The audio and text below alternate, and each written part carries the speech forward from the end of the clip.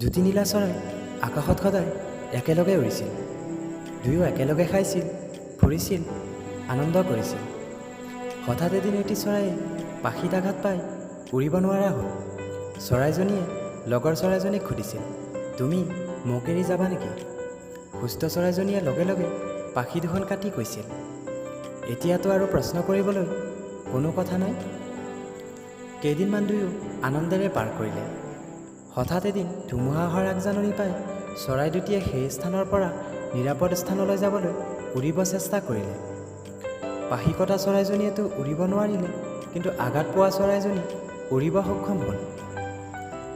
পাখি কটা চৰাইজনীয়ে ক'লে, তুমি যোৱা, মইতো যাব নোৱাৰিম, ধুমুহা কমিলে আহিবা, মই ইয়াতে তোমাৰ অপেক্ষা কৰিম। কথামতে চৰাইজনীয়ে উৰি গুচি গ'ল আৰু ধুমুহা কমাত ঘূৰি আহি দেখিলে চৰাইজনীৰ মৃত্যু হৈছে।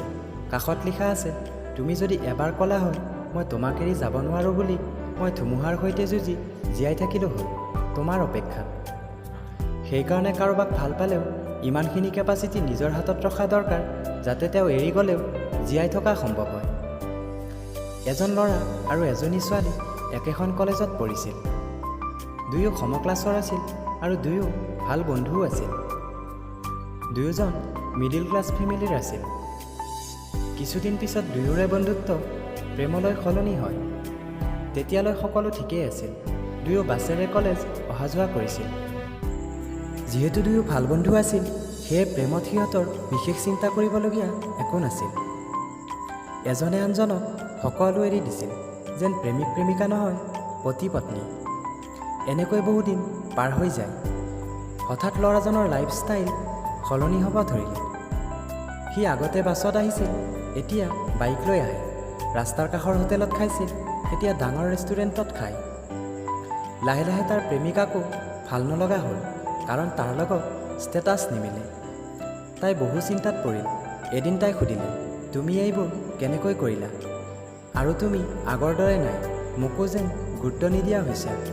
সি ক'লে, মোৰ দেউতাই 1 কোটি টকাৰ লটাৰী জিকিছে, আমি আৰু আগৰ দৰে হৈ থকা নাই, তুমিও অলপ চেঞ্জ হ'বা, মোৰ এইবোৰ ভাল নালাগে। তাই আচৰিত হৈ মনে মনে থাকিল।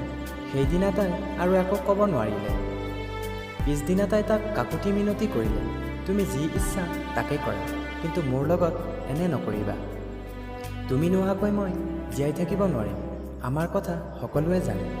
সি ক'লে, এইবোৰ নাটক কৰি লাভ নাই, আগতে পৰিৱৰ্তন হোৱা, তাৰপিছত এইবোৰ ভাবিবা।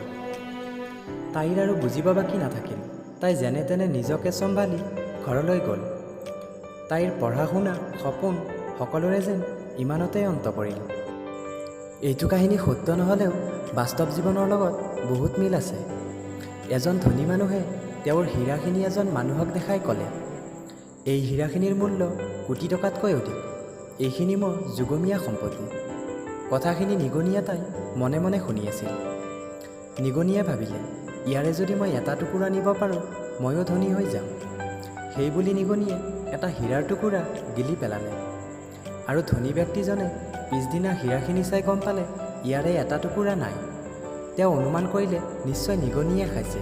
তেওঁ নিগনি থকা ঠাইখিনিলৈ গৈ দেখিলে হাজাৰ হাজাৰ নিগনি আছে। তেওঁ সমস্যাত পৰিলে, ইমান নিগনিৰ মাজত কেনেকৈ বিচাৰিম কোনটো নিগনিয়ে হীৰা খাইছে। তেওঁ এজন নিগনি চিকাৰীক মাতিলে আৰু চিকাৰীজনে কেইমিনিটমানৰ ভিতৰতে নিগনি এটা আনি ক'লে, মহাশয়, এইটো নিগনিয়ে আপোনাৰ হীৰা খাইছে। মানুহজনে ক'লে, ইমান নিগনিৰ মাজত আপুনি কেনেকৈ চিনি পালে? চিকাৰীয়ে ক'লে, এই নিগনিটোৱে সাধাৰণতকৈ অলপ বেলেগ ধৰণে আছিল, যেন সি সকলোৰে চৰ্দাৰ। কাৰণ যিটো বস্তু যাৰ যোগ্য নহয়, সেই বস্তু পালে তাৰ আচৰণ সলনি হৈ যায়। ভিডিঅ'টো ভাল লাগিলে লাইক কৰিব, কমেণ্ট কৰিব। ভিডিঅ'টো যদি নতুনকৈ চাই আছে, চেনেলটো ছাবস্ক্ৰাইব কৰি বেল আইকনটো অল কৰি ৰাখিব। আজিলৈ ইমানে, ধন্যবাদ। জয় আই অসম।